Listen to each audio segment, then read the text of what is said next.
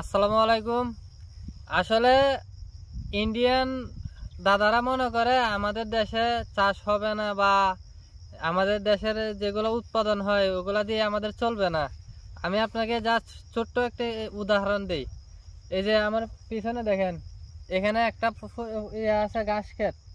ওই ভুট্টা খেতে ওই মাথা থেকে শুরু করে এই যে ওই মাথা পর্যন্ত না হইলো না হইলো 20 কানি হবে। 20 কানির মধ্যে শুধু কি ঘাস ক্ষেত।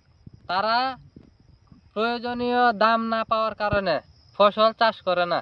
এরকম শত শত খানি জমি পড়ে আছে। আপনি যদি বিশ্বাস না হয়, কিশোরগঞ্জ নিকলি হাওড়ে এসে ঘুরে যাবেন ছাতিরচর এলাকায়। এরকম শত শত খানি জমি পড়ে আছে। শতখানি কি বেশি, 500 খানি জমির উপরে হবে। তারা শুধু ঘাস ক্ষেত করে, গরু পালে। কারণ তাদের চাষ নাই, এই জমিতে লাভ নাই। তাদের শস্য খরচ বেশি হয় কিন্তু বিক্রির ক্ষেত্রে যায় তারা লস খায়।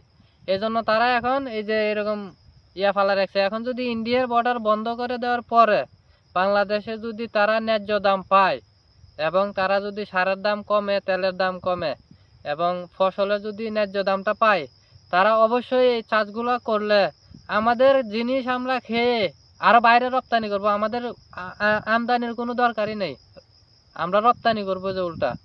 তো আমি সরকারের কাছে দৃষ্টি আকর্ষণ করব যে সরকার যেন এই কৃষি খাতে একটু নজর দেন এবং কৃষকের পরিপূর্ণ মর্যাদাটুকু দেওয়া হয়।